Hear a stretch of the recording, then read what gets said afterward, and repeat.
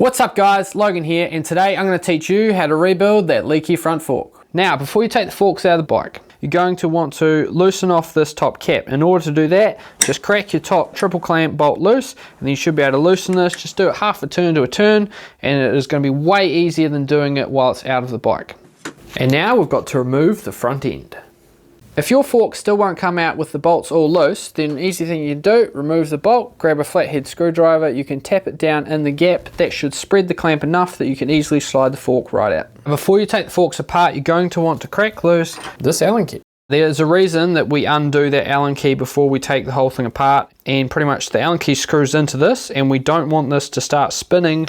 Now the easiest and safest way to remove this fork cap is to apply some downward pressure, compressing the spring, and then unscrew the bottom off of the top and then slowly release the pressure.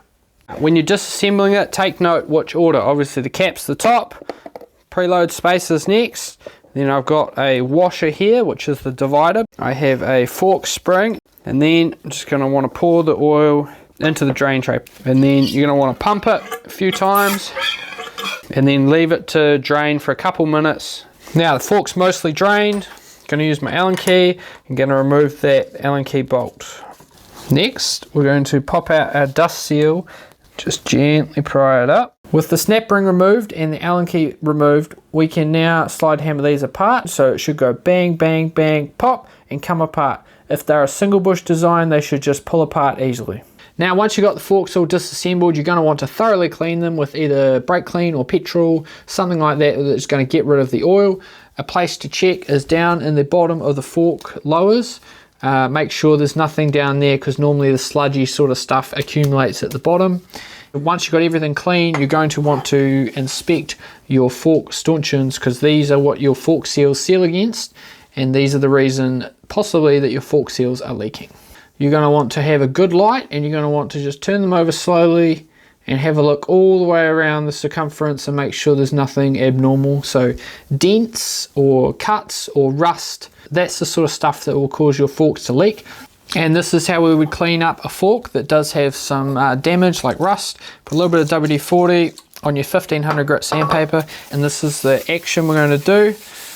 And yeah, you shouldn't be able to feel any abnormalities with your hand as you're doing this. And when you got your forks apart, you're going to want to make sure that your stanchion is not bent. The easiest way to do this, if you've got a super flat benchtop surface that's engineered stone, put your fork down on it, and if you can find a spot on the circumference where it's like a seesaw and it's more than a mil, they're garbage pretty much, because as well as causing your fork seals to leak, and it could actually cause you to crash. Now that everything's cleaned, inspected and repaired, and it's ready for reassembly, so we'll start off with our stanchion, and we're going to put our damper rod with our top out spring back where it goes.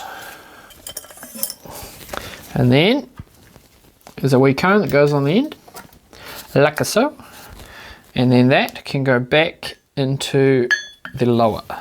Now we're going to want to install our Allen key bolt in the bottom. They have a copper washer on them. The general practice is you would fit a new one anyway, but if you can't get your hands on one, it might be alright to reuse. Now I personally put a little bit of thread sealing Loctite on the thread before I put it in. It's just an insurance policy. Now to make the Allen key easy to do up, put your fork spring back in and put a bit of preload on it so that it is holding the damper rod, and then you can screw that in and you can nip it up nice and tight.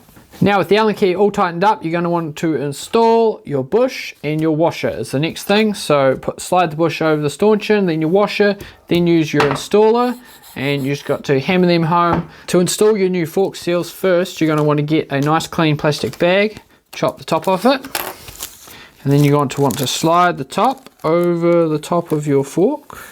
This is to protect the seal from any sharp edges or anything near the top. And you also want to get some of your new fork oil, and you're going to want to put some on the plastic bag, and you're going to want to put some on the lips of the fork seal as well to help it slide down the stanchion. With that nice and lubricated, it should slide over this plastic bag, piece of cake. Now you're going to want to grab your fork seal driver and hammer it home. You'll know your fork seal is all the way home when the groove for the snap ring is fully exposed, and then you can install the snap ring. And then you can do the same and install your dust seal.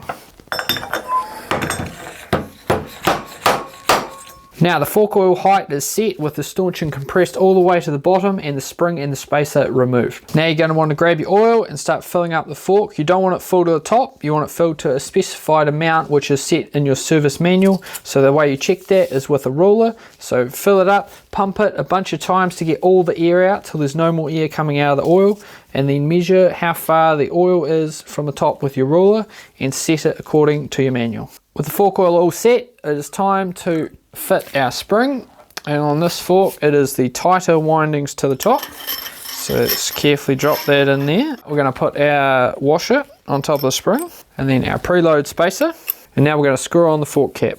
Easiest way, instead of trying to turn the top, is simply to push it down and then twist the stanchion and screw it on.